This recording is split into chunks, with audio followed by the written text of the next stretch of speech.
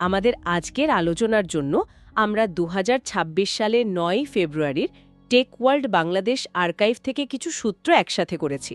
প্রথম টুকরোটা দিয়েই শুরু করি, কেমন? নির্বাচন আর প্রযুক্তি আর্কাইভের প্রথম যে খবরটা আমাদের চোখে পড়েছে তা হল বাংলালিংক। আগামী ১২ই ফেব্রুয়ারির ১৩তম জাতীয় নির্বাচন উপলক্ষে গ্রাহকদের জন্য বিশেষ ভয়েস ও ডেটা প্যাক নিয়ে এসেছে তারা। তাদের বিজ্ঞপ্তিতে বলা হয়েছে এর উদ্দেশ্য হল নির্বিঘ্ন যোগাযোগ নিশ্চিত করা। তো নির্বাচনের মতো একটা গুরুত্বপূর্ণ সময়ে এই উদ্যোগ তো বেশ ভালো, তাই না? মানুষ একে অপরের সাথে যুক্ত থাকতে পারবে, তথ্য পাবে। হ্যাঁ, উপর থেকে দেখলে এটা একটা সাধারণ মার্কেটিং অফার মনে হতে পারে, কিন্তু এর ভেতরের বিষয়টা আরও গভীর।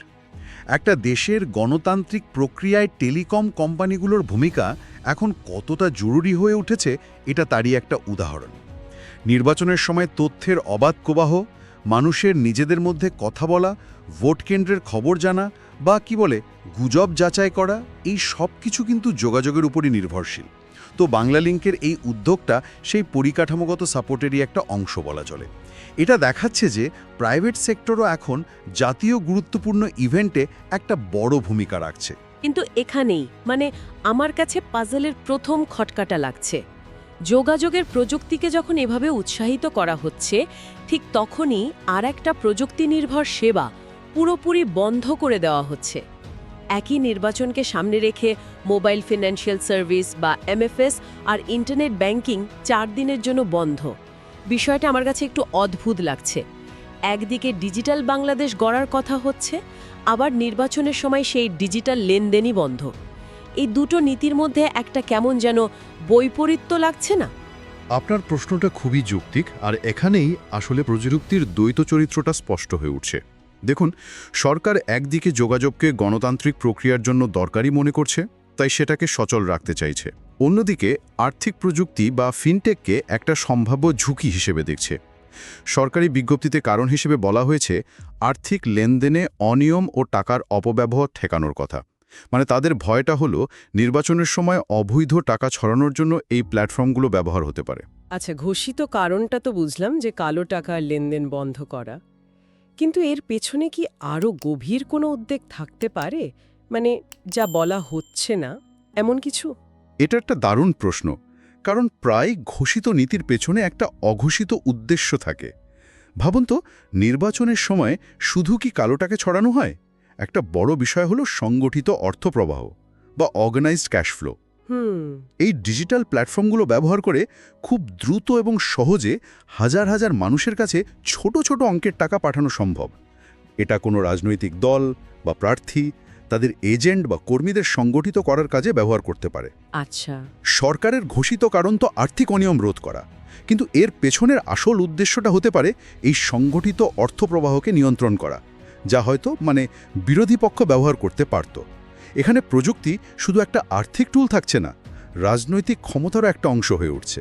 তার একই প্রযুক্তি, কিন্তু ব্যবহারের উপর নির্ভর করে সরকার তাকে বন্ধু বা একদম বন্ধু বা শত্রু হিসেবে দেখছে। যোগাযোগের জন্য ইন্টারনেট ভালো, কিন্তু টাকা পাঠানোর জন্য ইন্টারনেট ঝুঁকিপূর্ণ। বাহ, বেশ জটিল হিসাব। ঠিক তাই। আর রাষ্ট্রকে এই জটিল হিসাবটাই করতে হয়। একদিকে তথ্যের স্বাধীনতা নিশ্চিত করতে হবে, আবার অন্যদিকে দেশের নিরাপত্তা বা স্থিতিশীলতাও দেখতে হবে। এই ঘটনাটা আমাদের এটাই মনে করিয়ে দেয় যে প্রযুক্তি নিজে আসলে ভালোও না মন্দও না। এটা একটা ছুরি বা আগুনের মতো। আপনি এটা দিয়ে রান্নাও করতে পারেন, আবার ঘরও জ্বালিয়ে দিতে পারেন। কে কি উদ্দেশ্যে এটা ব্যবহার করছে তার উপরেই সবকিছু নির্ভর করে। আর নির্বাচনের সময় এই টানাপোড়েনটা খুব স্পষ্টভাবে সামনে চলে আসে। তাহলে আমাদের পাজেলের একটা অংশ হয়তো সমাধান হলো। একটা বড় জাতীয় ঘটনাকে ঘিরে প্রযুক্তি একদিকে সংযোগের মাধ্যম, আবার অন্যদিকে নিয়ন্ত্রণের বস্তু। বেশ, কিন্তু রাষ্ট্র যখন একদিকে প্রযুক্তিকে এভাবে নিয়ন্ত্রণ করছে, ঠিক সেই সময়েই আমাদের দেশের বেসরকারি খাত দেখাচ্ছে যে এই একই প্রযুক্তি ব্যবহার করে কত বড় সুযোগ তৈরি করা সম্ভব। যেমন ধরুন বিটোপিয়া গ্রুপের খবরটা। হ্যাঁ, আমি ঠিক এটাই বলতে যাচ্ছিলাম। বিটোপিয়া গ্রুপ ১,০০০ ট্রেনি সফটওয়্যার ইঞ্জিনিয়ার নিয়োগের ঘোষণা দিয়েছে। এটা কিন্তু কোনো ছোটোখাটো ব্যাপার নয়। সাধারণত আমাদের দেশে আইটি ফার্মগুলো ২০, ৫০ বা খুব বেশি হলে ১০০ জন করে নিয়োগ দেয়। একবারে 1000, তাও আবার ট্রেনি ইঞ্জিনিয়ারের মানে হলো তারা ভবিষ্যতের জন্য বিনিয়োগ করছে। এই খবরটা নিঃসন্দেহে দারুণ, কিন্তু আমার মনে একটা প্রশ্ন আসছে, 1000 ইঞ্জিনিয়ারের চাকরি কি আসলেই বাংলাদেশকে একটা প্রযুক্তি নির্মাতা দেশে পরিণত করার জন্য যথেষ্ট, নাকি এটা একটা বিশাল সমুদ্রের মধ্যে এক ফোঁটা জলের মতো? আমরা কি একটু বেশি উচ্ছ্বসিত হয়ে পড়ছি? আপনার সংশয়টা অমূলক নয়। 1000 চাকরি দিয়ে নিশ্চয়ই পুরো দেশের চিত্র বদলে যাবে না। এটা সমুদ্রের এক ফোঁটা জলই হতে পারে, কিন্তু গুরুত্বপূর্ণ বিষয় হলো এই ফোঁটা জলটা কোথা থেকে আসছে। এটা কোনো বিদেশি কোম্পানির আউটসোর্সিং সেন্টার নয়, এটা একটা দেশীয় কোম্পানি ও আচ্ছা। তৈরির লক্ষণ। হুম। আগে আমাদের ইঞ্জিনিয়ারদের স্বপ্ন থাকত গুগল বা মাইক্রোসফটে চাকরি করার। এখন তারা দেশের মাটিতেই বিশ্বমানের প্রকল্পে কাজ করার সুযোগ পাচ্ছে। এটা মেধা পাচার বা ব্রেন ড্রেন কমাতেও সাহায্য করবে। তাই এটাকে এক ফোঁটা জল না বলে একটা বড় ঢেউয়ের শুরু বলা যেতে পারে। আচ্ছা, বড় ঢেউয়ের শুরু, এই তুলনাটা বেশ আকর্ষণীয়। তাহলে আমাদের পাজেলের দ্বিতীয় অংশটাও মিলছে। একদিকে রাষ্ট্র প্রযুক্তির ব্যবহারে লাগাম টানছে, অন্যদিকে বেসরকারি খাত সেই প্রযুক্তিকে কাজে লাগিয়েই দেশের ভেতরে কর্মসংস্থানের একটা বিশাল জোয়ার আনছে। কিন্তু এর সাথে বৈশ্বিক চিত্রটা কিভাবে খাপ খায়? কারণ স্থানীয় পর্যায়ে যখন এমন দারুণ খবর, আন্তর্জাতিক অঙ্গনে কিন্তু আমরা অন্যরকম ছবি দেখতে পাচ্ছি। ঠিক, যেমন ধরুন ইলন মাস্কের এক্স প্ল্যাটফর্মের খবরটা। তারা $1 মিলিয়ন একটা আর্টিকেল প্রতিযোগিতা আয়োজন করেছিল, কিন্তু বিজয়ের নাম ঘোষণার পর থেকে তীব্র বিতর্ক শুরু হয়েছে। ব্যবহারকারীরা পুরো প্রক্রিয়াটার স্বচ্ছতা নিয়ে প্রশ্ন তুলছে। কিন্তু টুইটার বা এক্সকে ঘিরে তো বিতর্ক নতুন কিছু নয়। ইলন মাস্ক আসার পর এই অবিশ্বাস বা আস্থার সংকট কি আরও বেড়েছে বলে মনে হয়? এই ঘটনাটা কি সেই ধারাবাহিকতারই অংশ? অবশ্যই এই বিতর্কটা শুধু একজন বিজয়ীকে নিয়ে নয়, এর গভীরে রয়েছে অ্যালগোরিদমিক স্বচ্ছতার প্রশ্ন। ব্যবহারকারীরা জানতে চায় প্ল্যাটফর্মটি কি আসলেই নিরপেক্ষভাবে সেরা কন্টেন্টকে পুরস্কৃত করছে, নাকি এর পেছনেও মালিকের নিজস্ব পছন্দ অপছন্দে প্রভাব রয়েছে। ইলন মাস্ক আসার পর থেকে প্ল্যাটফর্মের নীতিমালায় এত ঘন ঘন পরিবর্তন এসেছে, আর তার নিজের রাজনৈতিক মতাদর্শ এত বেশি প্রকাশ পেয়েছে যে ব্যবহারকারীদের মনে এই সন্দেহ আরও দানা বেঁধেছে। তারা ভাবছে এই প্রতিযোগিতাও কি তার নিজস্ব এজেন্ডা বাস্তবায়নের একটি অংশ। তার মানে এটা আর শুধু একটা সোশ্যাল মিডিয়া প্ল্যাটফর্মের প্রতিযোগিতা থাকছে না, এটা তার মালিকের বিশ্বাসযোগ্যতার পরীক্ষা হয়ে দাঁড়াচ্ছে। একদম, এই ঘটনাটা আসলে একটা বড় প্রশ্ন তৈরি করে। এই প্ল্যাটফর্মগুলো কি শুধুই প্রযুক্তি কোম্পানি, নাকি তারা এখন এক ধরনের মিডিয়া হাউসে পরিণত হয়েছে যাদের ওপর স্বচ্ছতা ও জবাবদিহিতার দায় অনেক বেশি? যখন কোনো প্ল্যাটফর্মের মালিক নিজেই খবরের শিরোনাম হন, তখন সেই প্ল্যাটফর্মের প্রতিটি কাজ আরও বেশি করে আতশকাচের নিচে চলে আসে। বিটোপিয়ার মতো স্থানীয় কোম্পানিগুলো যখন আস্থা তৈরি করছে, তখন এক্সের মতো গ্লোবাল জায়ান্ট সেই আস্থা সংকটে ভুগছে। এটা একটা অদ্ভুত বৈপরীত্য। আর এই সব কিছুর পাশাপাশি ভবিষ্যতের প্রযুক্তি নিয়েও মানুষের আগ্রহের কোনো শেষ নেই। আর্কাইভের আরেকটা খবর বলছে আইফোন 18 প্রো এর ক্যামেরা আর প্রসেসরে নাকি বড় ধরনের চমক থাকতে পারে। এই খবরটা ফাঁস হওয়ার পর থেকেই তরুণদের মধ্যে ব্যাপক আলোচনা শুরু হয়েছে। এটা তো হওয়ারই ছিল।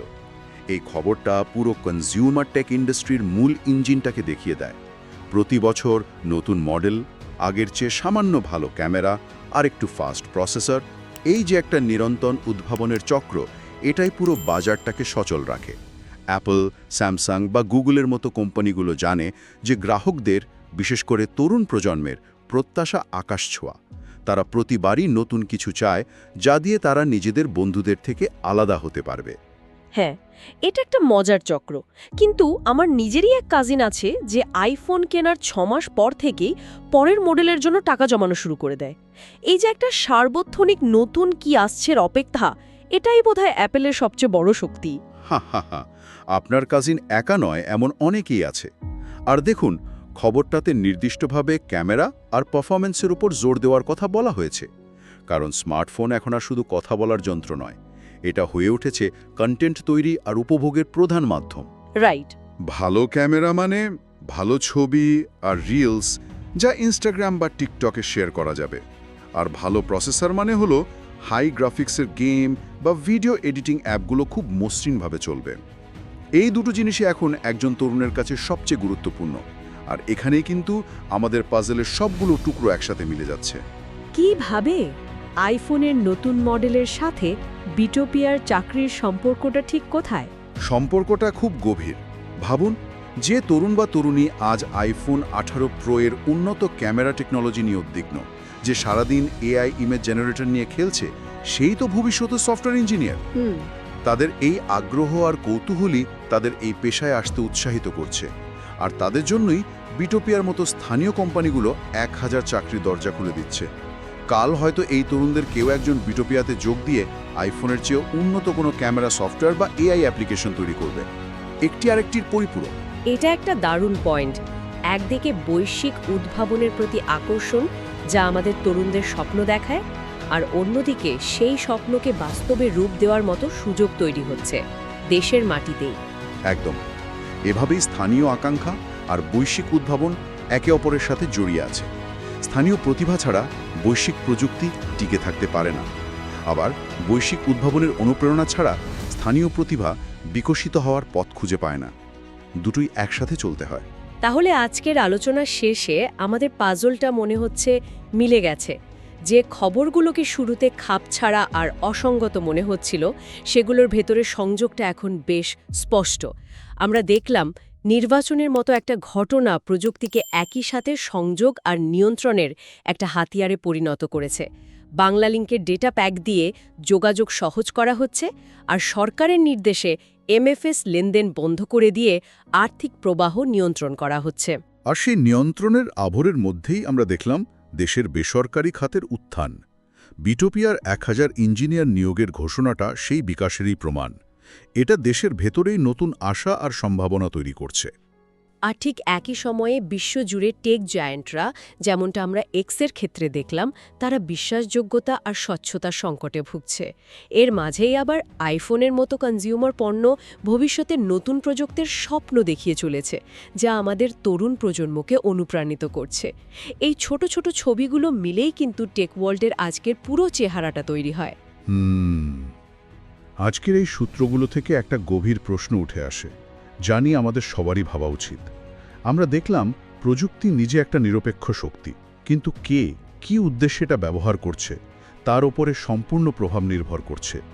বাংলালিংক ব্যবহার করছে যোগাযোগের জন্য, সরকার ব্যবহার করছে নিয়ন্ত্রণের জন্য, বিটোপিয়া ব্যবহার করছে কর্মসংস্থান আর উদ্ভাবনের জন্য, আর এক্সের মতো প্ল্যাটফর্ম ব্যবহারকারীদের যুক্ত রাখার জন্য এমন কিছু করছে যা বিতর্কের জন্ম দিচ্ছে।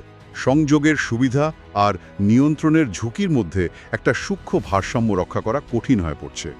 আমরা কি এমন একটা ভবিষ্যৎ চাই যেখানে সবকিছু উন্মুক্ত আর সংযুক্ত কিন্তু বিশৃঙ্খলার ঝুঁকি আছে, নাকি এমন একটা ভবিষ্যৎ চাই যেখানে নিরাপত্তা আর শৃঙ্খলার জন্য সবকিছু নিয়ন্ত্রিত কিন্তু স্বাধীনতার অভাব রয়েছে? এই ভারসাম্য আমরা ব্যক্তি, সমাজ এবং রাষ্ট্র হিসেবে কিভাবে রক্ষা করব, এটাই হয়তো আমাদের সামনে সবচেয়ে বড় চ্যালেঞ্জ হয়ে দাঁড়াবে।